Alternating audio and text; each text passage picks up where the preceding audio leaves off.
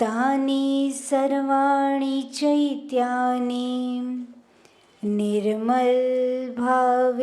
नमाम्यहम् निर्मलभावेन नमाम्यहम्। नमो अर्हन्ताणं नमो सिद्धाणं नमो आयर्याणं नमो वज्रायाणं नमो लोये सवसाहुणम्। जय बोले अनंतानंद सिद्ध परमेष्ठी भगवान की। देवादिदेव श्री 1008 मूल नायक आदिनाथ भगवान की। परम पूज्य आचार्य भगवान यति वृषभ मुनि महाराज की। परम पूज्य सिद्धांत चक्रवर्ती नेमी चंद्र मुनि महाराज की। परम पूज्य गणाचार्य गुरुदेव श्री विराग सागर जी महाराज की। परम पूज्य पट्टाचार्य चर्या शिरोमणि श्री विशुद्ध सागर जी महाराज की। द्वादशांग झिनवाणी माता की। परम पूज्य सुलिकात्री 125 विधात्री माता जी की। परम पूज्य सुलिकात्री गभ्यात्री माता जी की। माता जी संघ की। कल का 2 मिनट में रिवीजन कर लेते। पीछे वाले लोगों को नहीं दिखता क्या? दिख रहा है कि नहीं? दिख रहा है ना पीछे का? ठीक, पहले रिवीजन कर लेते। त्रस नाड़ी में ऐसी क्या सिचुएशन होती है कि त्रस जीव त्रस नाड़ी को छोड़कर बाहर जाते हैं? हाथ उठाना है। सिर्फ 3 सिचुएशन के नाम बताने हैं। इसको आगे पीछे कर दीजिए। सबको आना चाहिए, नाम तो आना ही चाहिए ना। अभी अंदर का मैंने कहाँ पूछा है? यस बेटा, हाँ।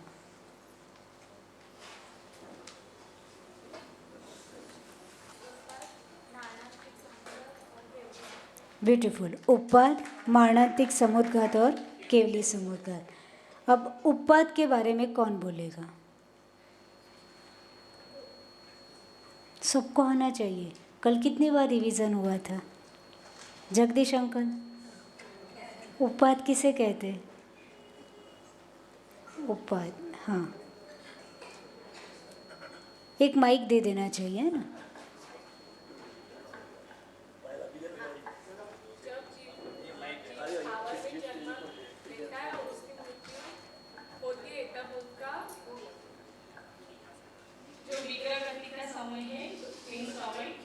तभी उसका त्रस कर्म का उदय तो हो जाता है। तो त्रस नाली में जन्म लेने वाला होता है। तो जो 3 समय लेते उस त्रस कर्म का उदय होता है। इसलिए वो जो समय लेते उसे त्रस कर्म का उदय होता है। समझना और बोलना अलग बात है ना? और कौन अच्छे से बताएगा? जेंट्स में कोई? हाँ हिरेन भाई। कोई एक जीव निगोटिया या एक इंद्रिय स्थावर जीव की पर्याय में है और उसका आयु कर्म खत्म होने के समय में जब वो मर जाता है तब उसका नेक्स्ट आयु कर्म त्रस जीव अगर बंधा हुआ है और वो त्रस जीव में जाने वाला होता है तो वो नेक्स्ट आयु कर्म स्टार्ट होते ही 1, 2, 3 समय में वो त्रस नाली में प्रवेश करता है। उस समय के पीरियड को उत्पाद समुद्घात બધાએ ના પાડી દીધી બરાબર। મારા પહેલાં તો આજ બધા ના પાડી દે। બોલવું કોઈને નથી, ખાલી પેપર ચેક કરવું છે, પેપર નથી આપવું। और कोई बोलेगा? मिस्टेक है। Anyone else? हाँ बोल बेटा नील। स्थावर का जीव है और उनका जो भी दूसरा भाव है वो त्रस नाली में होने वाला है। तो वो जो विग्रह गति का समय है, यानी कि 1, 2, 3 जो विग्रह गति का समय है वो पर्याय चेंज होने से पहले, तो उस पीरियड में वो त्रस नाली में आ जाता, त्रस नाली के बाहर चले जाता है, तो उसे हम उत्पाद कहते हैं। ना ना बोलवा दो, बराबर बोले छे। फरीथी थोड़ी अच्छे से बोल। ठीक है, त्रस जीव है। त्रस जीव त्रस जीव नहीं है, स्थावर जीव है। स्थावर जीव त्रस जीव में आ रहा है। तो वो जो बीच का पीरियड है, पर्याय चेंज का, विग्रह गति का पीरियड है, तो वो विग्रह गति के समय में वो त्रस नाड़ी के बाहर जा रहा है। तो बाहर जा रहा है कि बाहर होता है? होता है, बाहर होता है। तो उस केस का यहाँ पे किया है, तो उसे उत्पात कहते हैं। थोड़ा अच्छा चलेगा, पर इतना समझा है वो भी अच्छा है। बोल बेटा। स्थावर जीव है वो त्रस नाड़ी के बाहर, जब उसका मृत्यु होता है और जब वो त्रस नाड़ी में जाने वाला होता है, जो 3 समय होता है, 3 समय के टाइम पे उसका पर्याय चेंज हो जाता है स्थावर से त्रस में, तो वो त्रस नाड़ी के बाहर होते हुए भी त्रस जीव है। पर्याय चेंज नहीं हुए, अभी जन्म नहीं हुआ है।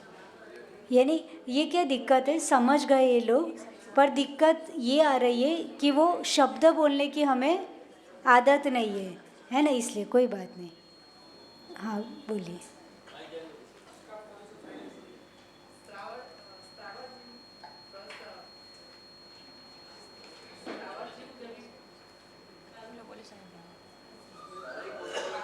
श्रावण जीव जब भी त्रस जीव में जन्म लेने वाला है, जो जन्म लिया नहीं है उसमें, पर जो बच्चे का जो 3 समय का जो समय है ना, तो उसको उत्पाद कहते हैं।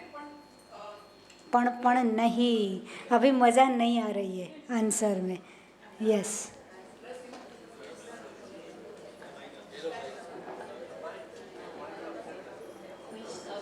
कोई स्थावर जीव मरण करके रचनाकर्म का उसने रचनाकर्म न लिया है, पर मरण करके वो रचनाली में प्रवेश नहीं किया है, तो उस पीरियड को उत्पाद कहेंगे। मैं बता दूँ एक बार। हाँ एक थोड़ा मज़ा नहीं आया। हाँ बोलो लास्ट। हाँ फिर हम बता देंगे।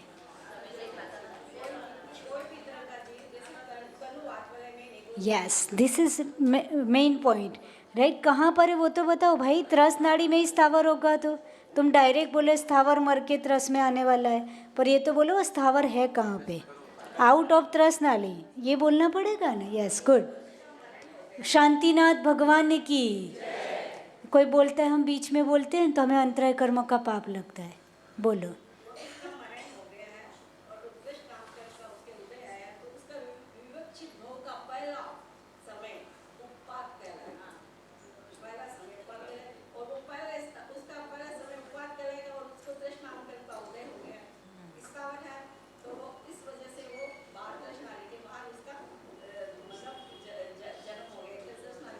ना ना, त्रस नाली के बाद जन्म नहीं हुआ।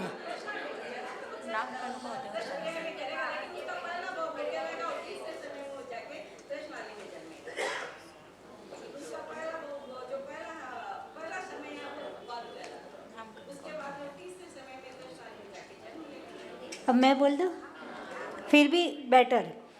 ठीक, बहुत सिंपल है, उसको हम ट्विस्ट यानी टिपिकल ना बनाए। सिंपल बात है, एक जीव है जो कहाँ पर है, तनुवात वलय में है। तनुवात वलय का एक स्थावर जीव है।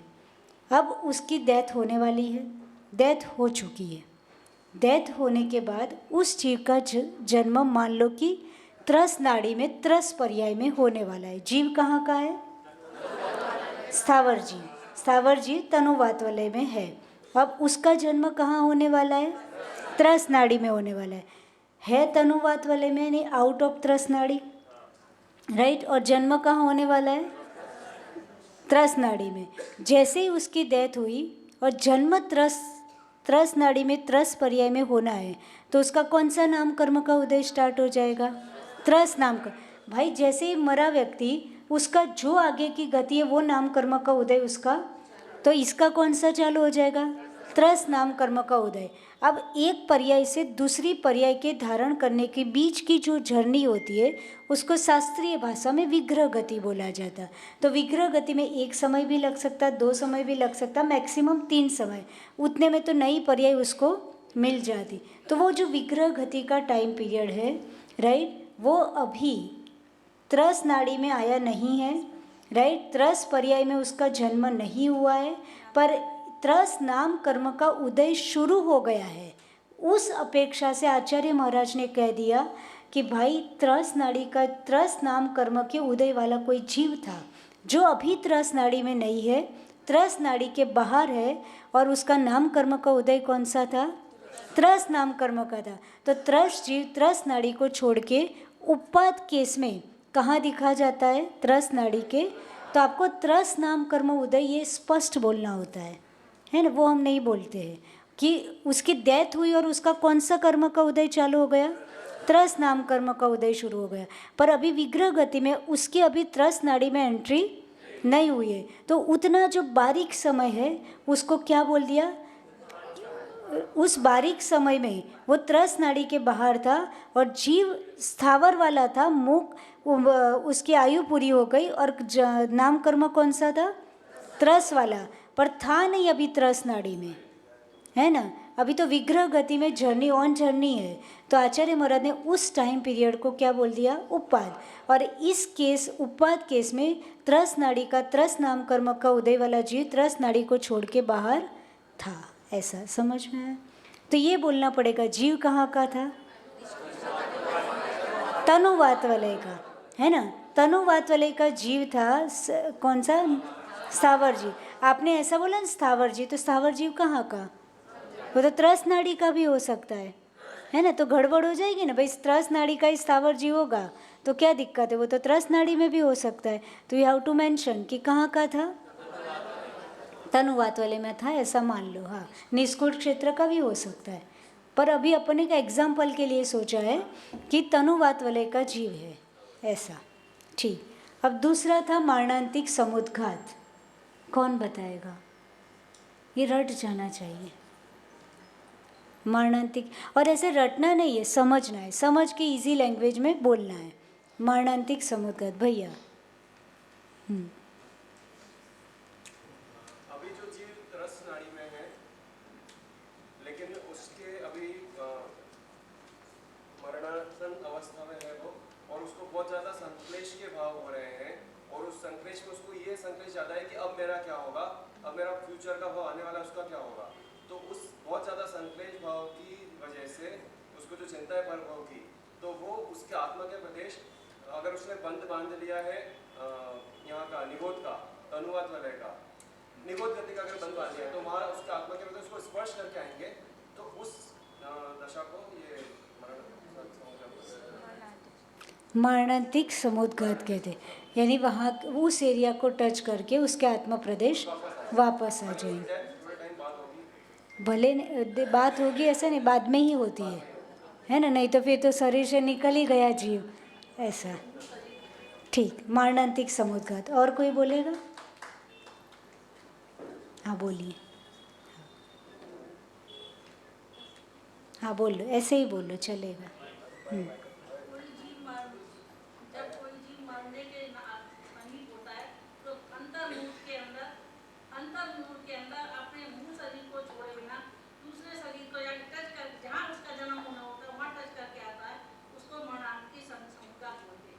पर ये बोलना होगा आपको कि जीव कहाँ था, कहाँ जाएगा, है ना? नहीं तो फिर वो डेफिनेशन गलत हो जाएगी।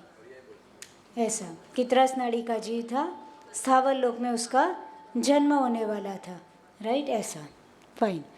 अब तीसरा केवली समुद्घात। जो 7 प्रकार के समुद्घात होते हैं उसमें एक समुद्घात का नाम होता है केवली समुद्घात। तो ये जो 3 एक्सेप्शनल केस है उसमें एक केवली समुद्घात भी आता है। तो जब अरिहंत भगवान केवली की आयु 13वें गुणस्थान के अंत में अंतर्मुहूर्त शेष रह जाती है। कितनी शेष रह जाती है? अंतर्मुहूर्त। और शेष 3 अघातीय कर्मों की स्थिति अधिक होती है। अच्छा, केवली भगवान को कितने कर्म नष्ट करने बाकी होते हैं? ये सबको पता है। अरिहंत बनते हैं तो कितने कर्म नष्ट किए तो अरिहंत बने? कौन कौन से? घातिया कौन कौन से?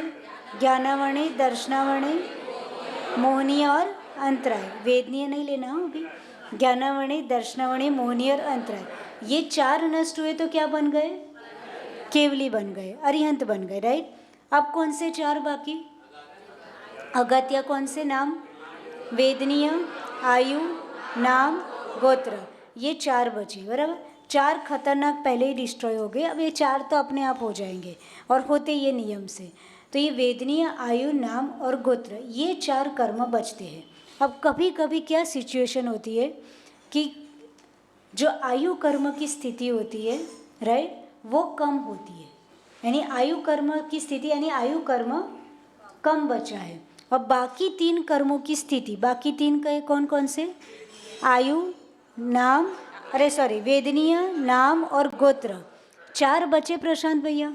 उसमें से आयु कर्म आप समझो, ऐसा मान लो कि आयु कर्म उनका बड़ा सा बता रही हूँ समझाने के लिए, कि आयु कर्म 4 दिन का बचा, 4 दिन का नहीं, अंत मुहूर्त ही बचता है, बस समझाने के लिए कि आयु कर्म कितने दिन का बचा? 4 दिन का। और उनके बाकी जो वेदनीय, वेदनीय, नाम और गोत्र, ये 3 कर्मों की स्थिति 8 दिन की है।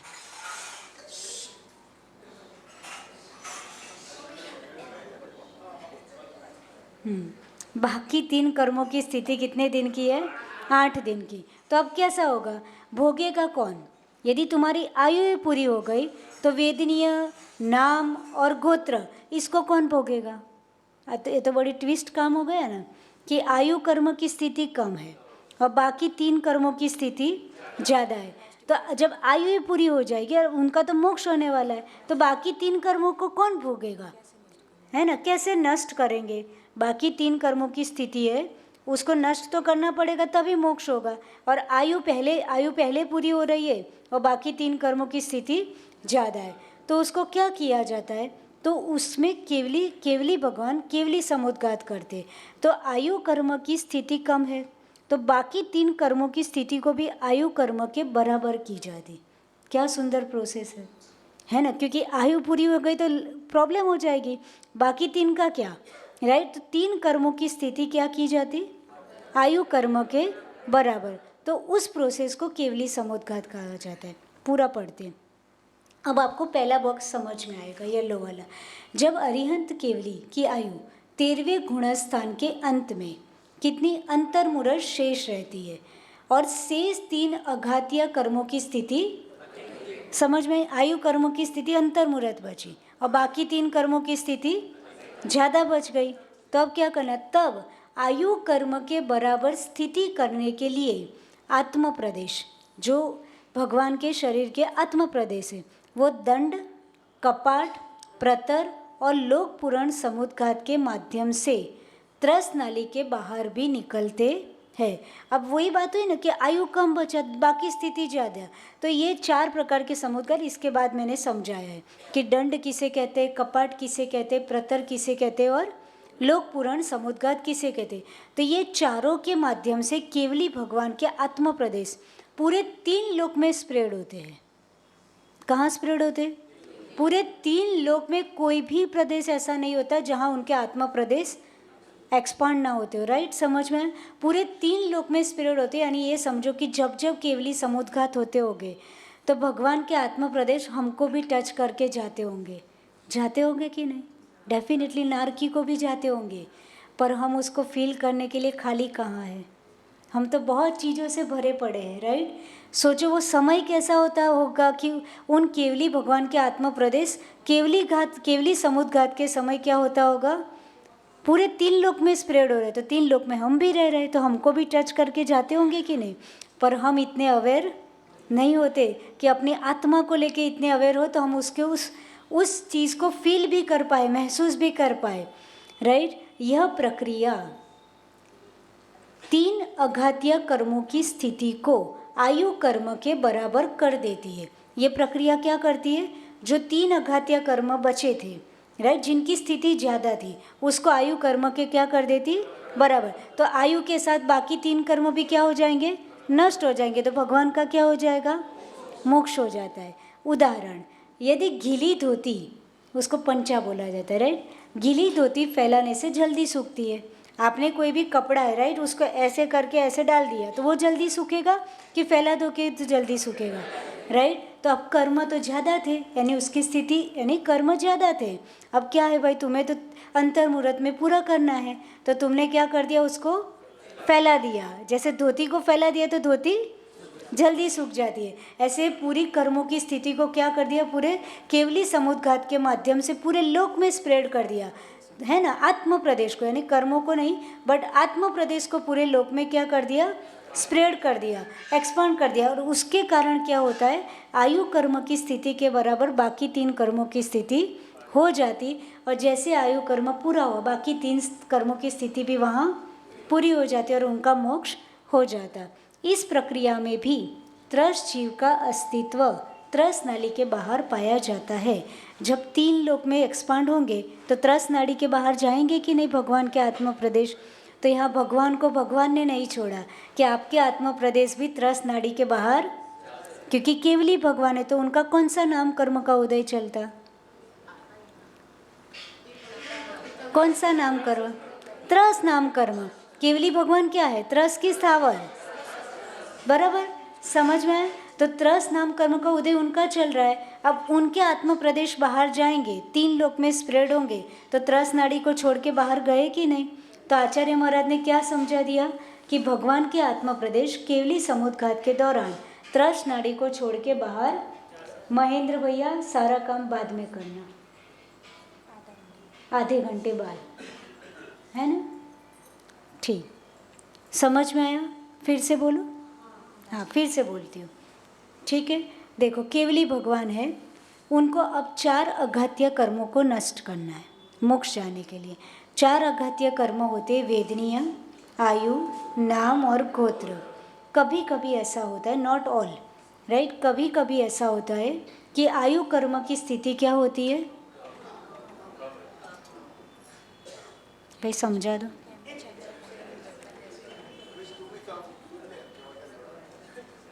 आयु कर्म की स्थिति क्या होती है, कम होती है, और बाकी 3 कर्मों की स्थिति क्या होती है, ज़्यादा होती है। जब आयु ही नहीं बचेगी तो बाकी 3 कर्मों को कौन नष्ट करेगा, आर यू गेटिंग।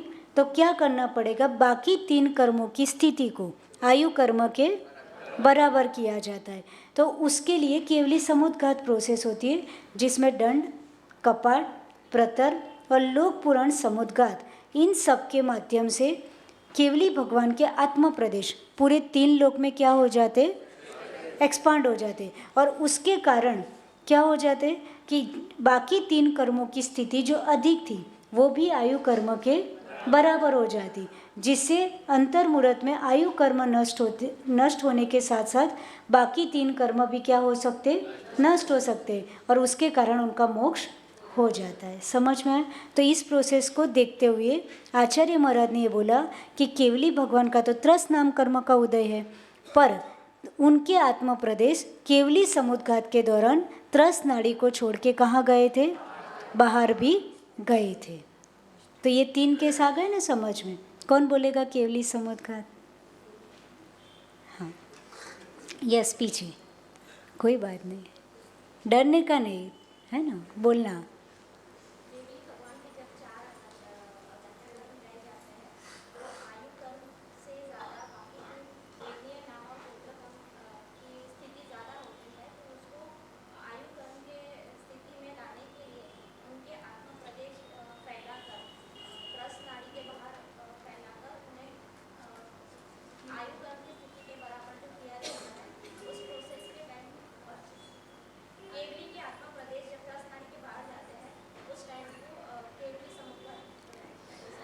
यानी ये जो प्रोसेस होती है उसको केवली समुद्घात कहते हैं। पर आचार्य महाराज ने ये बोला कि केवली भगवान के आत्म प्रदेश भी केवली समुद्घात के दौरान त्रस्त जीव के आत्म प्रदेश भी त्रस्त नाड़ी के बाहर जा सकते हैं। वेरी गुड, बहुत अच्छा बोला एक बार में। ठीक, अब आगे पढ़ते हैं कि सबको समझ में आया, यस और नो। नहीं आया तो मैं फिर से बोलूँ, आ गया फिर मैं पूछूँ किसी से भी, क्या क्या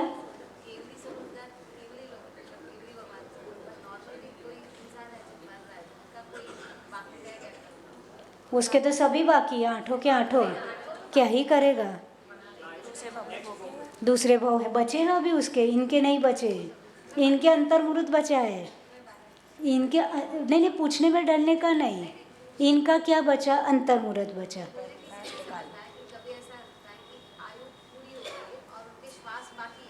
आयु पूरी हो गई, श्वास बाकी है। क्या होता है कि आयु और श्वास दोनों गिना हुआ है, अभी आयु पूरी हो रही है, उनकी श्वास अभी ज़्यादा बाकी है। यानी आयु और श्वास में क्या फ़र्क है?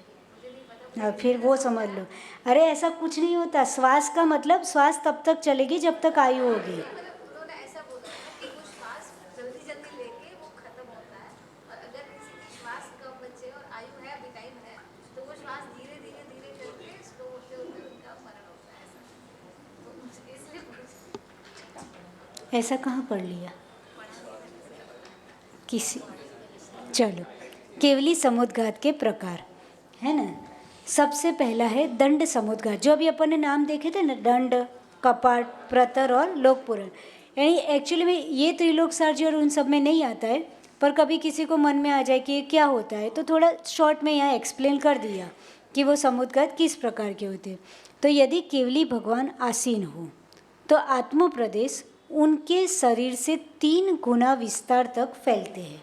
दंड समुद्घात में क्या होता है, राइट, जहाँ केवली भगवान विराजमान है, वहाँ से दंड समुद्घात में उनके बॉडी के आत्म प्रदेश कहाँ कितना फैलते हैं? 3 गुना विस्तार तक फैलते हैं। आसीन का मतलब बैठे हुए, और कायुत्स पद्मासन में, क्योंकि 2 ही पोस्चर होते हैं, या तो पद्मासन या कायुत्सर मुद्रा। तो यदि भगवान पद्मासन में विराजमान है तो उनके आत्म प्रदेश कितने तक फैलेंगे? 3 गुने विस्तार तक वो एक्सपांड होंगे। कायुत्सर्ग मुद्रा में स्थित है भगवान, कौन सी मुद्रा में स्थित है?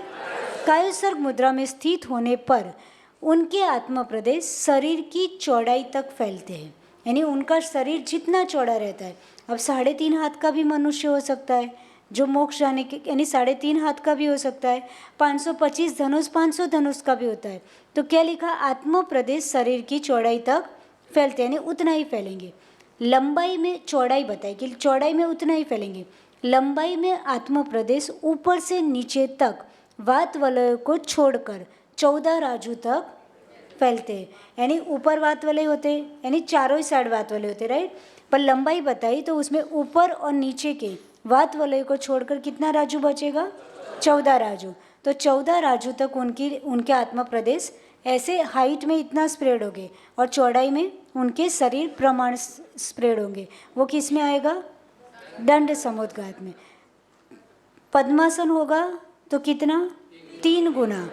कायुत्सर्ग मुद्रा में होगा तो चौड़ाई उनके शरीर के बराबर, राइट, और लंबाई कितनी? 14 राजू प्रमाण, यानी भले वो 3.5 हाथ के हो मान लो, पर उनके आत्मा प्रदेश कितने स्प्रेड होंगे? दंड समुद्घात में 14 राजू तक जाएंगे। कपाट सहा ना वात वलय 14 राजू में नहीं आएगा। कल अपन ने देखा था ना, वो तीनों शिखरवती वात वलय में त्रस नाड़ी नहीं है। हाँ, तो त्रस नाड़ी की हाइट कितनी है? हाँ, तो 1 राजू तो निगोद का गया, तो 13 राजू हो गया।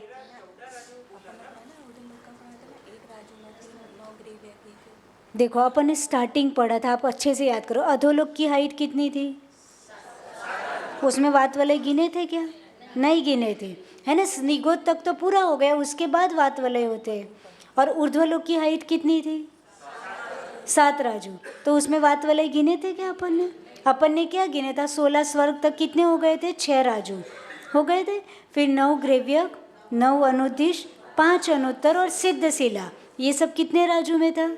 1 राजू में। तो कितने राजू हो गया? 7 राजू। 7 और 7 14। 6 राजू में नरक था, 1 राजू में निगोद था। 7 राजू नीचे का, ऊपर का 7 राजू हो गया था। मध्य लोग तो हमारा गिना चुना 1,40,000 योजन उसमें ही माइनस हो जाता, राइट। तो 7 दूध 14 राजू थे, अगर उसके ऊपर वात वलय होते।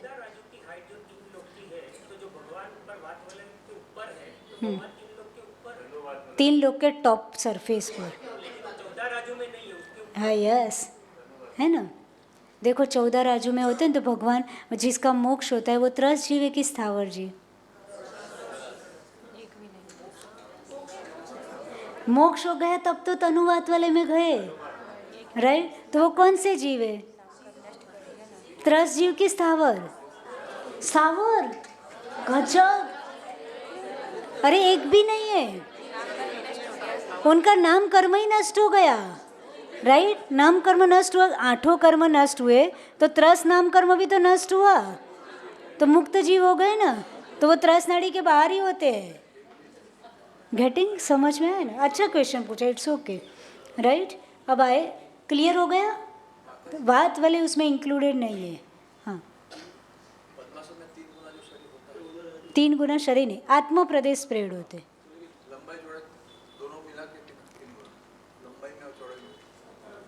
उनके शरीर यानी जैसे ये शरीर है, बराबर? हाँ, तीनों ही गिनेंगे अपन, लंबाई चौड़ाई ऊंचाई तीनों ही, क्योंकि वो पद्मासन है। अब कायस्वर मुद्रा में मुद्रा बदल जाती, उस अपेक्षा से ऐसा होता होगा। फिर कपाट समुद्घात, इसमें आत्म प्रदेश, कपाट का मतलब ही क्या होता है? दरवाजा। कपाट यानी क्या? दरवाजा। तो इसमें आत्म प्रदेश दरवाजे की तरह आजू बाजू में फैलते हैं। यानी देखो, अपन ने किसी ने अनुभव तो किया नहीं है, थियरी देखकर हम क्या कर सकते? इमेजिनेशन कर सकते। ये तो जिसने अनुभव किया वो कहने आता नहीं है। इसमें आत्म प्रदेश दरवाजे की तरह आजू बाजू फैलते। यदि भगवान पूर्वाभिमुख हो, कौन सी दिशा में उनका चेहरा हो? पूर्वाभिमुख हो, तो आत्म प्रदेश वात वलय को छोड़कर ऊपर, मध्य और नीचे प्रत्येक दिशा में 7-7 राजू तक फैलते हैं। यदि भगवान का चेहरा किस दिशा में हो? पूर्व दिशा में, राइट? तो उनके आत्म प्रदेश वात वलय को छोड़कर ऊपर, नीचे, मध्य सब जगह कितने राजू फैलते? 7-7 राजू फैलते। तो कोई दिक्कत नहीं, 7 ऊपर भी है, 7 नीचे भी है, पीछे भी डेप्थ 7 राजू की, ऐसा। देखो, अब यदि भगवान उत्तराभिमुख हो, यानी भगवान का देखो 2 ही दिशा से मोक्ष होता, पूर्व और उत्तर, राइट? यदि भगवान उत्तराभिमुख हो तो आत्म प्रदेश वात वलय को छोड़कर ऊपर 1 राजू जाएंगे, ब्रह्मलोक में 5 राजू, मध्य लोक में 1 राजू और नीचे 7 राजू तक फैलते हैं। यानी ऊपर सिर्फ 1 राजू जाते हैं, राइट? बाकी ब्रह्मलोक में 5 राजू, मध्य लोक में 1 राजू और नीचे 7 राजू तक उनके वात वलय में कहीं नहीं जाते। तो मोक्ष हो गए तभी जाएंगे, है ना? इतना फैलते। हाँ, कौन बोले? हाँ, प्रतर समुद्गत, इसमें आत्म प्रदेश वात वलय को छोड़कर सामने, यानी सामने नहीं, आगे और पीछे शेष क्षेत्र में फैलते हैं। यानी वात वलय में नहीं जाते, बाकी सामने, यानी भगवान जहाँ बैठे वहाँ से सामने और पीछे जो 7 राजू की हमको डेप्थ मिली है, राइट? तो त्रस नाड़ी तो 1 by 1 राजू की है, समझ में आए? पर सामने और आगे जितना क्षेत्र बचता है, यानी आजू बाजू में नहीं जाते, आगे और पीछे उनके आत्म प्रदेश फैलते हैं। प्रतर समुद्गत, अब लोक पुराण में सब काम हो जाएगा। इसमें आत्म प्रदेश वात वलय के क्षेत्र को भी कवर करते हुए संपूर्ण लोक में फैल जाते। लोक पुराण पूरे लोक में फैलेंगे, तो लोक में तो वात वलय आएगा, है ना? क्योंकि अपन लोक बनाते हैं तो उसमें बार बॉर्डर बनाते हैं ना 3, तो वो वात वलय की बॉर्डर है, तो वो लोक में वात वलय आ जाता है। तो पूरे लोक में अपन ने बोला ना कि लास्ट में भगवान केवली समुद्घात में उनके आत्मा प्रदेश कहाँ तक फैल जाएंगे? पूरे 3 लोक में स्प्रेड हो जाएगी, तो उसमें वात वलय भी। अब बस सब स्थिति बराबर हो गई और उनका बाद में मोक्ष हो जाएगा, ऐसा। नेक्स्ट टाइम, अब देखो थोड़ा डिटेल करने का ट्राई किया है। लोक पुराण समुद्घात के समय लोकाकाश के एक प्रदेश पर आत्मा का एक प्रदेश फैलता है। समझ में आए? एक प्रदेश पर केवली भगवान की आत्मा का एक प्रदेश फैलता है। समझ में आए? तो हमको भी टच होके जाता होगा। कितनी अच्छी बात है। पूरे 3 लोक के एक प्रदेश पर उनका एक आत्मा प्रदेश स्थिर हो जाए। जिन जिन लोगों ने द्रव्य संग्रह पढ़ा हो उसमें एक गाथा आती है उसके लिए एक डायमंड का एग्जाम्पल दिया है कि कैसे होते हैं। तो एक जैसे डायमंड होता है, आप डायमंड का ढेर भी लगा दो तो कैसा होता है, एक डायमंड अलग अलग दिखता है कि नहीं। भले आपने कितना भी ये इतने बड़े प्लेटफॉर्म जितना ढेर लगा दिया तो भी एक डायमंड आप अलग से देख सकते हो। ऐसे ही आत्म प्रदेश, भगवान का बॉडी का एक आत्म प्रदेश 3 लोक के एक आत्म प्रदेश के ऊपर क्या हो जाता, फैल जाता। इतने उनकी बॉडी के आत्म प्रदेश स्प्रेड हो जाते। संपूर्ण लोक का केंद्र सुमेरु पर्वत की जड़ के नीचे। ये मैंने आगे 8 रोचक प्रदेश छोड़ दिए थे स्टार्टिंग में, है ना, इसलिए अमुक आगे का बहुत कंपलसरी होता है ये समझने के लिए कि पूरा लोक है, उसका सेंटर कहाँ पर है। तो वहाँ डायग्राम मैंने बनाया था, पूरा 3 लोक है, उसमें जो सुमेरु पर्वत है, सुमेरु पर्वत कहाँ पर है? मध्यलोक में तो है, मध्यलोक में कहाँ पर है? जम्बूद्वीप में कहाँ पर है? वाह भाई वाह, मुझे पता ही था अभी भरत क्षेत्र आंसर आएगा, क्योंकि हमारे मंदिर में ये नहीं बोले वो अच्छा किया कि आदिनाथ मंदिर में ही 5 मेरु है। बाबू वो तो हम प्रतिकृति लगाते हैं, राइट, है ना। कहाँ पर है? विदेह क्षेत्र के सेंटर में। कहाँ पर है सुमेरु पर्वत? मध्यलोक राइट, जम्बूद्वीप राइट, पर भरत क्षेत्र में मत ले आना। कहाँ पर है? विदेह क्षेत्र में भी कर्म भूमि में नहीं है, विदेह क्षेत्र के सेंटर में भोग भूमि है। क्या है? भोग भूमि। उस भोग भूमि में एग्जैक्ट सेंटर में कौन सा पर्वत है? जिसको कुरुक्षेत्र बोला जाता है, और कुरुक्षेत्र में उत्तम भोग भूमि होती, राइट। उसके एग्जैक्ट सेंटर में कौन सा पर्वत है? तो आज से मत बोला भरत क्षेत्र में, भाई इतना पुण्य नहीं है। कहाँ पर है? विदेह क्षेत्र में, कुरुक्षेत्र के एग्जैक्ट सेंटर में। अब देखो ये लोक संपूर्ण लोक का केंद्र है, यानी ये 3 लोक है, राइट। तो उसका सेंटर कहाँ पर है? तो ये जो सुमेरु पर्वत है उसकी जड़ होती है। जैसे आपने बिल्डिंग बनाया तो उसके नीचे नींव होती है कि नहीं, ऐसे इतना बड़ा पर्वत, सुमेरु पर्वत जितना ऊंचा पर्वत कहीं नहीं है, राइट। 1,40,000 योजन उसकी हाइट है। किसकी हाइट है? सुमेरु पर्वत की हाइट कितनी?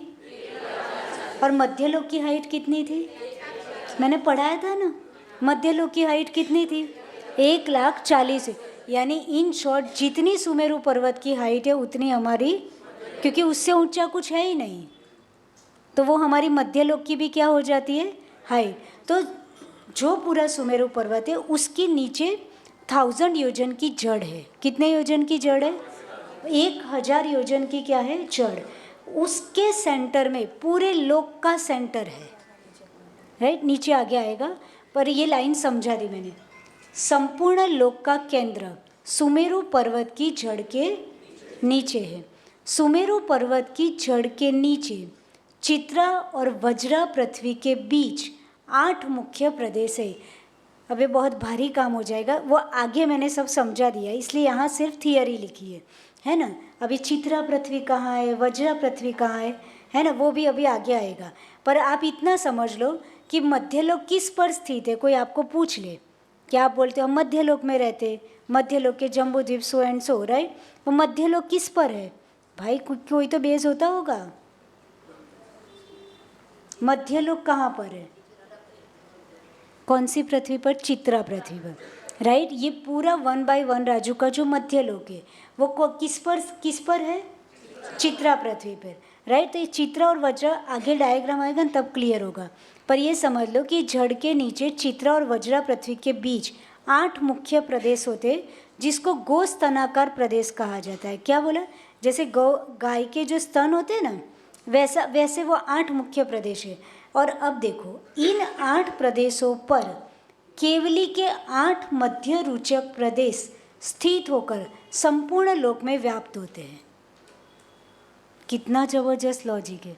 केवली भगवान के शरीर के जो मुख्य 8 प्रदेश है वो ये पूरे लोक के जो मुख्य गो स्तनाकर 8 प्रदेश है उसके ऊपर केवली भगवान के शरीर के मुख्य 8 प्रदेश वहाँ पे स्थित होते, और वहाँ से पूरे लोक में क्या हो जाते?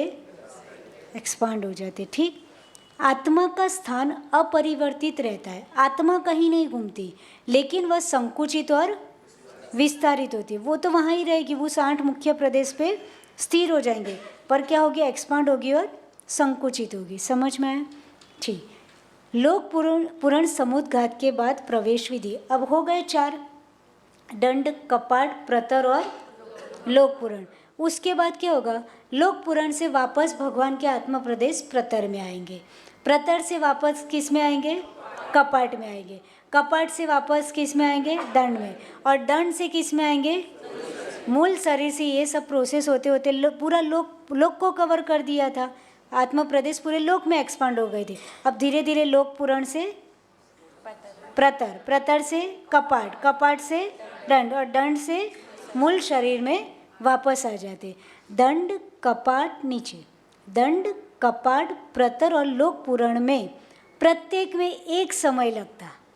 कितनी बारीक प्रोसेस है, हर एक में कितना समय लगता, बस एक समय लगता। सोचो, है ना। तो वापस लौटने में भी प्रत्येक में कितना समय लगेगा, जाने में एक समय, आने में एक समय, तो टोटल कितना समय हो गया, 8 समय में तो ये पूरी प्रोसेस पूरी हो जाती। बहुत बहुत बहुत हम सोच भी नहीं सकते हैं। और हम तो एक घंटे तक तारक मेहता का उल्टा चश्मा देखते रहते कि नहीं। अब बताओ 8 समय में तो इतना बड़ा काम हो जाता कि नहीं, कि 3 कर्मों की स्थिति को भी भगवान ने बराबर कर लिया आयु कर्म के बराबर, राइट। उनको ऐसे बुद्धिपूर्वक कुछ नहीं करना होता, वो अपने आप होता है, पर बोलने में वैसा ही आता है। तो 8 समय में उन्होंने इतना बड़ा काम कर लिया और हम तो 8-8 घंटे बिगाड़ते रहते है ना। समय की वैल्यू समझो कि मोक्ष जाने वाला व्यक्ति कितनी समय की कदर करता है कि नहीं करता, है ना। नेक्स्ट, यानी जाने में 4, पहले दंड, फिर कपाट, फिर प्रतर, फिर लोक पुराण होता है। ये प्रोसेस है। तो ये 4 समय लग गया, वापस आने में 4 समय। लोक पुराण से किस में आएगा, प्रतर में, तो 1 समय, प्रतर से 1 समय, कपाट से, दंड से, मूल शरीर में हो गए 4।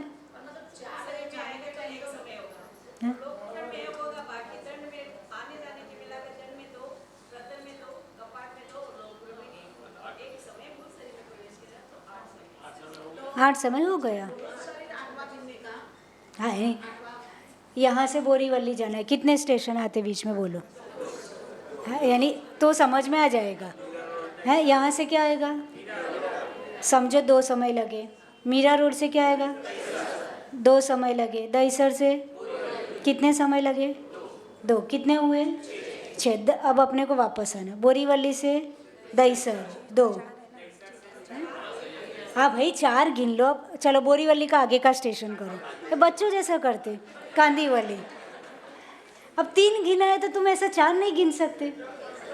चलो कांदीवली तक पहुँचो, कितने हुए 8 समय, 8 समय। अब तुम एक गिनो, नहीं तो ये फिर लड़ेंगे।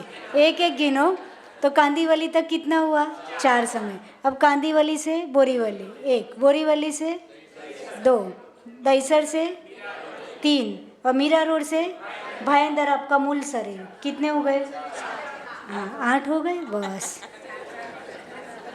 आगे जाके मेरे को मेहनत बढ़ जाएगी, ऐसा लग रहा है। हाँ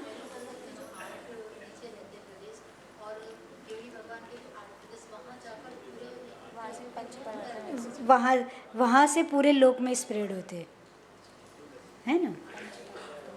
जो अपन पंच परावर्तन आता है ना कर्णालय, वो ये सब समझने के बाद समझ सकते। पर ठीक है, थोड़ा ऐसे भारी लगा होगा, पर मज़ा आई कि नहीं। यानी अपने शास्त्रों में भी ऐसा लिखा है ना, हमको पता नहीं होता कितनी ज़बरदस्त प्रोसेस है कि नहीं। हाँ ये अभी जूम करो, 12 आ जाओ। हाँ अब प्लस दबाओ तो क्या डायग्राम दिखेगा, करो बड़ा। मुझे भी दिखेगा, बस और थोड़ा कर दो, पीछे वालों तक दिखे। दिख रहा है पीछे, यस। थोड़ा और कर दो बड़ा, अपने पास आजू बाजू में स्पेस है। हाँ यस, अब अच्छे से दिख रहा है। वात वलय, राइट। अपन सीक्वेंस से पढ़ रहे हैं। अपन ने सबसे पहले क्या पढ़ा था, अधोलोक कैसे, उसके कितने राज्यों में कौन से नरक, उसके नाम, वो सब पढ़ा था। फिर क्या सब पढ़ा था, ऊर्ध्वलोक पढ़ लिया था। फिर उसमें हमने मध्यलोक की हाइट, विड्थ और डेप्थ और ये सब समझ लिया था। फिर त्रस नाड़ी समझी थी, राइट। फिर 3 लोक का आकार समझा था, उसका सबका अपना अपना सेपरेट मेजरमेंट समझा था। अब क्या है, वात वलय। वात वलय उसके रंग, स्वरूप एवं विस्तार का वर्णन। लोक के चारों ओर से 3 वात वलय ऐसे घिरे हुए जैसे वृक्ष की छाल उसे घेरती है। कोई वृक्ष होता है तो वृक्ष क्या होता है, पूरे उसमें छाल लगी रहती है, लगी होती कि नहीं। ऐसा तिलय परिणति में ऐसे एग्जाम्पल दिए। तो मैंने क्या बोला, पहले आचार्य जंगल में बैठते थे तो उनको पेड़ पौधे दिखते थे, तो वो किसके एग्जाम्पल देते थे, है ना। ठीक है, तो अपन ये समझ लो कि जैसे अपनी स्किन है तो स्किन पूरी बॉडी को घेरी हुई कि नहीं, ऐसा समझ लो, ऐसा। तो पूरे लोक के ये 3 वात वाले दिख रहे हैं ना बाहर, ये पूरे लोक को कवर किए हुए, राइट। ये वात वलय वायुकायिक जीवों के शरीर है। ये वात वलय क्या है, वायुकायिक जीवों के शरीर है। वायु अस्थिर होती है लेकिन ये वात वलय स्थिर और स्थायी है। वायु अस्थिर होती है मतलब वायु तो, हवा तो घूमती रहती है, राइट। वो कभी स्थिर होती है क्या, वायु नहीं होती है। पर ये वात वलय स्थिर और स्थायी है, यानी वायुकायिक जीवों का शरीर ये तीनों वात वलय, पर वहाँ वो मूवमेंट वहाँ होती, वो स्थिर रहती है। हाँ, फिर ऊपर करो। घनोदधि वात वलय लोक को सबसे पहले गिरता है। अंदर का वात वलय कौन सा है, सबसे अंदर का, हाँ, वो कौन सा वात वलय, घनोदधि वात वलय। उसके बाद घन वात वलय घनोदधि को, जो ये मूंग जैसा कलर है, हाँ, घन वात वलय किसको घेरा, घनोदधि। देखो पूरे लोक को किसने घेरा, घनोदधि वात वलय ने। घनोदधि वात वलय को किसने घेरा, घन वात वलय ने। और घन वात वलय को किसने घेरा, तनु वात वलय। समझ में आया, है ना। ऐसा तनु वात वलय के चारों ओर अनंत लोकाकाश, राइट। यहाँ लोक कंप्लीट हुआ, उसके चारों ओर क्या है, अनंत लोकाकाश है। अधोलोक की 7 पृथ्वियाँ घनोदधि वात वलय पर टिकी है, राइट। क्योंकि जैसे कोई भी बिल्डिंग हो तो उसका जोर कहाँ पर आता, नीचे आता। तो पूरी 7 पृथ्वियाँ किस पे टिकी हुई है, घनोदधि वात वलय पर टिकी हुई है, राइट। इतना समझ में आ गया। तो कोई ऐसा पूछे कि लोक किस पे टिका है ना, लोक किस पे टिका है, एक अपेक्षा से देखे तो हवा पर टिका है। वायु का एक जीव यानी क्या हुआ, बताओ। हवा पर इतना बड़ा 14 राजू 7 राजू डेप्थ वाला लोक टिक सकता है क्या? क्वेश्चन आना चाहिए आपकी ओर से कि भाई इतना बड़ा 14 राजू और इधर 7 राजू डेप्थ है, इतना बड़ा लोक हवा पे टिक सकता है क्या? श्रद्धा की बात है। श्रद्धा तो है, पर श्रद्धा तो है, पर थोड़ा दिमाग लगाओ तो आंसर मिल जाएगा। कैसे टिकेगा हवा पर? अच्छा मेरे को बताओ। आप ट्रक देखी, ट्रक बहुत बड़ी बड़ी ट्रक देखी, वो किस पे टिकी है? टायर पे। टायर में क्या होती? हवा निकाल दो सारे टायर की, है ना। हम वहाँ बिलीव करते हैं कि नहीं भाई? इतनी बड़ी ट्रक किस पे टिकी है? हवा पे। तो इतना बड़ा लोक भी किस पे टिका है? समझ में आया? हवा। हवा बहुत बड़ी बात है, कोरोना में समझ में आ गया था। ऑक्सीजन, है ना।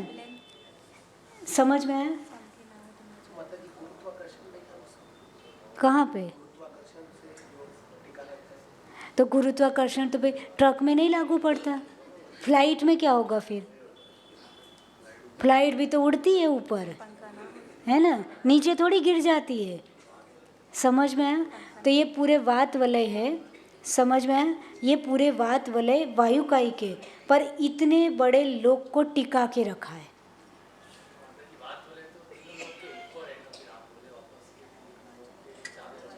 तीनों लेक के चारों ओर घेरे हुए हैं, ऊपर नहीं। देखो डायग्राम को छोटा करो, छोटा करो, गड़बड़ हो जाएगी।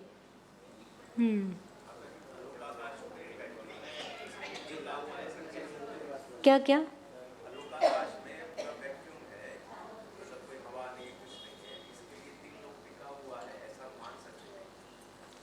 आलोकाकाश में सिर्फ आकाश द्रव्य है और कुछ नहीं है। वैक्यूम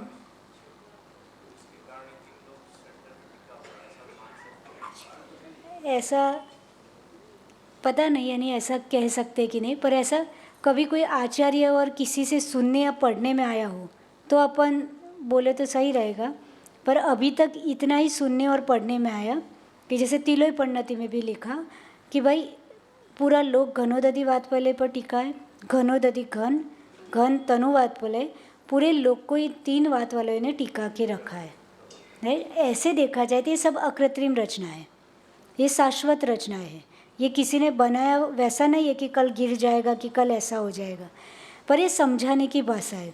यानी वायु का एक जीव भी है, तीनों वातुले, तो भी इतना बड़ा लोक उसके ऊपर टिका हुआ है, ऐसा समझाने की भाषा है। बाकी क्या जैसे अपन नहीं कहते ब्लड ले दे वैक्यूम होता है, ऐसा। राइट,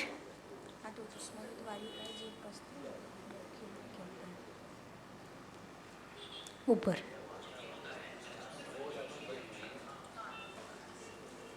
ऊपर करो हिरन, जूम कर दो, है ना, इतना पूरा कर देते।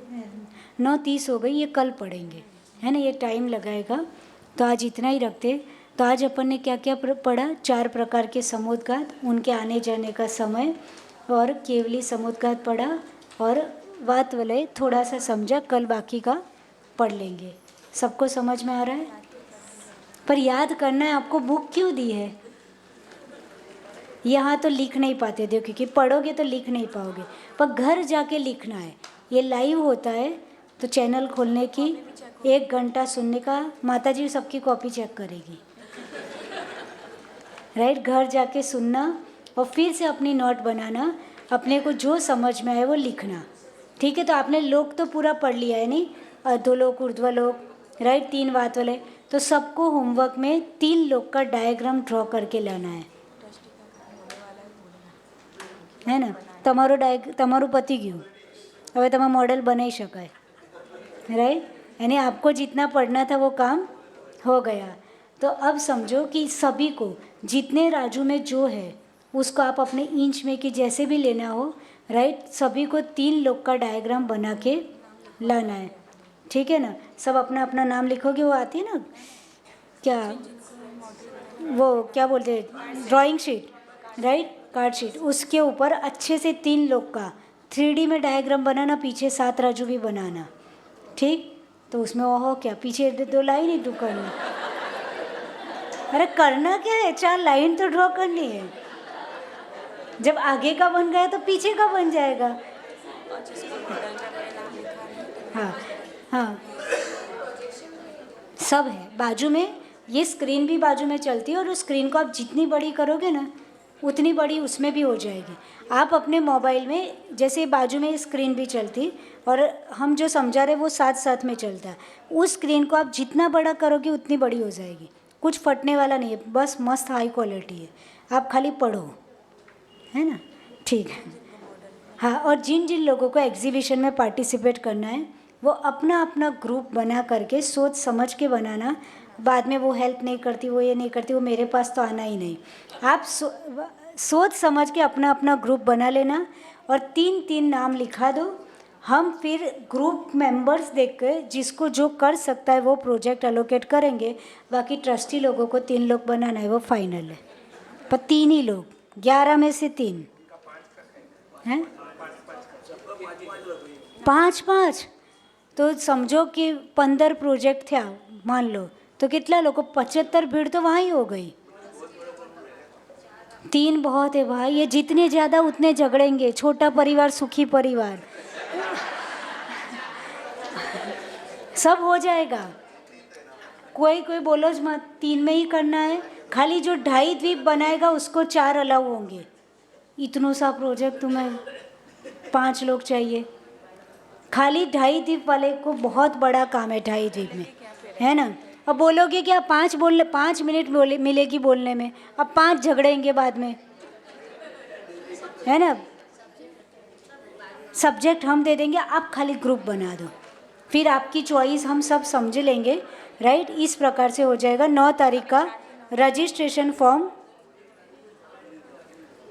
डाल दिया होगा, डाल दिया है ना, ठीक है, डाल दिया है। तो वो 9 तारीख का रजिस्ट्रेशन फॉर्म डल गया है। कहाँ डल गया है भाई? हर एक ग्रुप में डल गया है, तो सब लोग उसमें ज्वाइंट हो जाना। राइट, 20-18 15-18 साल के ऊपर के सभी लोग उसमें ज्वाइन हो सकता है, तो सब लोग कर देना। उस दिन रजिस्ट्रेशन के अकॉर्डिंग एंट्री मिलेगी, तो रजिस्ट्रेशन करना कंपलसरी है, जिससे ऑर्गेनाइज़र को आगे ऑर्गेनाइज करना समझ में आए कि हमको कहाँ कितनी व्यवस्था करनी, किसको बिठाना, कौन सी एक्टिविटी करानी, वो सब समझ में आएगा। बाकी सब लोग आ सकते हैं, किसी के लिए मना नहीं है, पर जो यूथ है उनको रजिस्ट्रेशन करके आना है।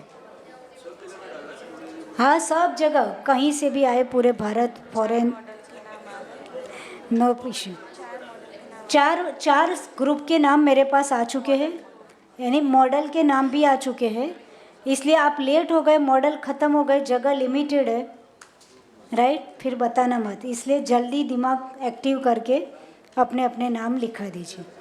जावाणी के ज्ञान से सूझे लो का लो, सो वाणी मस्तक नमो, सदा देता हूँ धूप।